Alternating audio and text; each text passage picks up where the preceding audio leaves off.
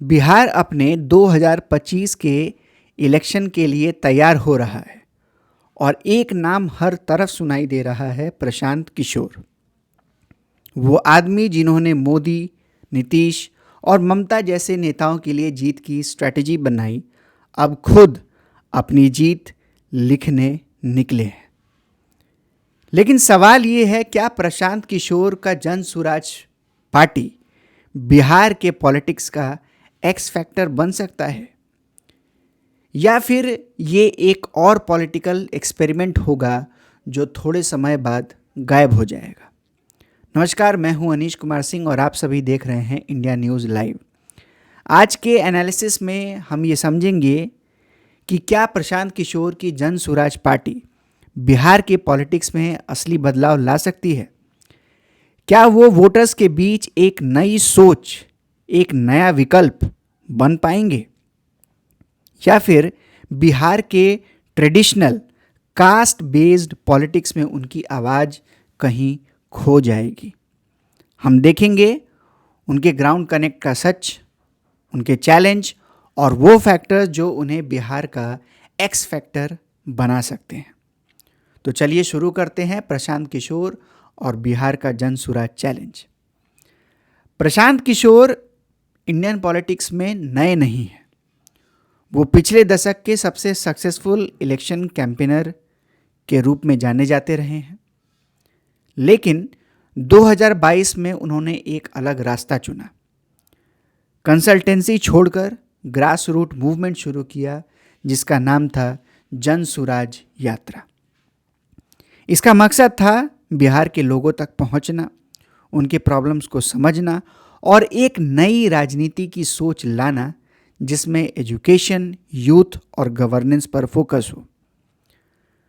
2024 तक ये मूवमेंट एक ऑफिशियल पार्टी में कन्वर्ट हो गया, जन सुराज पार्टी। और अब बिहार के पोल से पहले पीके अपनी पहली सबसे बड़ी पॉलिटिकल परीक्षा देने जा रहे हैं। बिहार का पॉलिटिक्स तीन बड़ी ताकतों के बीच है। एक तरफ आरजेडी कांग्रेस का महागठबंधन, तो दूसरी तरफ बीजेपी और जेडीयू का अलायंस यानी कि एनडीए। दोनों के पास पुरानी जड़ें हैं, कास्ट का बेस है और स्ट्रांग मशीनरी है। इन दोनों के बीच जन सुराज एक नया चैलेंजर बनकर आया है, यंग, एम्बिशियस पर कम एक्सपीरियंस वाला। और याद रहे, ये बिहार है, यहाँ वोटर लॉयल्टी ज़्यादातर कास्ट और कम्युनिटी पे टिकी है, प्रॉमिसेस या पॉलिसीज पे नहीं। तो क्या जन सुराज तोड़ पाएगा इस जाति के बैरियर को? यही सबसे बड़ा सवाल है। प्रशांत किशोर का कहना है कि वो बिहार की राजनीति को कास्ट आइडेंटिटी से बदलकर गवर्नेंस आइडेंटिटी में कन्वर्ट करना चाहते हैं। उनका फोकस यूथ, वुमेन और फर्स्ट टाइम वोटर्स पर है, जो पुरानी पॉलिटिक्स से थक चुके हैं। लेकिन बिहार का पॉलिटिकल डीएनए बहुत कॉम्प्लेक्स है। लालू यादव के मंडल पॉलिटिक्स से लेकर नीतीश कुमार के सोशल जस्टिस के नैरेटिव अभी भी कास्ट के सेंटर में है, अभी भी सभी चुनाव के सेंटर पे है। प्रशांत किशोर के लिए सिर्फ अपील नहीं, कन्विंस करना जरूरी होगा। उन्हें यह सबूत देना होगा कि गुड गवर्नेंस भी एक इलेक्टोरल आइडेंटिटी बन सकता है, कास्ट की तरह। और ये आसान नहीं है। फिर भी एक साइलेंट करंट चल रहा है। बिहार के बहुत से यंग वोटर्स एजुकेटेड हैं, कनेक्टेड हैं और बेचैन हैं। अगर जन सुराज इस रेस्टलेसनेस को वोट में बदल पाई तो ये पार्टी एक सीरियस डिसरप्टर बन के उभर सकती है। भूलना नहीं चाहिए, प्रशांत किशोर इलेक्शन को अच्छी तरह से समझते हैं। वो अलग अलग पार्टीज के लिए विनिंग कैंपेन डिज़ाइन कर चुके हैं, लेकिन अपने लिए कैंपेन चलाना एक अलग गेम है। एक स्ट्रैटेजिस्ट नंबर और नैरेटिव हैंडल करता है, पर एक पॉलिटिशियन इमोशंस को वोटर के साथ कनेक्ट करता है। पीके का सबसे बड़ा एडवांटेज है उनका एनालिटिकल माइंड, पर कभी कभी ये फैक्टर लिमिटेशन भी बन सकता है अगर इमोशनल टच नहीं बना तो। क्योंकि बिहार के लोग सिर्फ लीडर नहीं, अपना लीडर चाहते हैं। अब बात करें आंकड़ों की।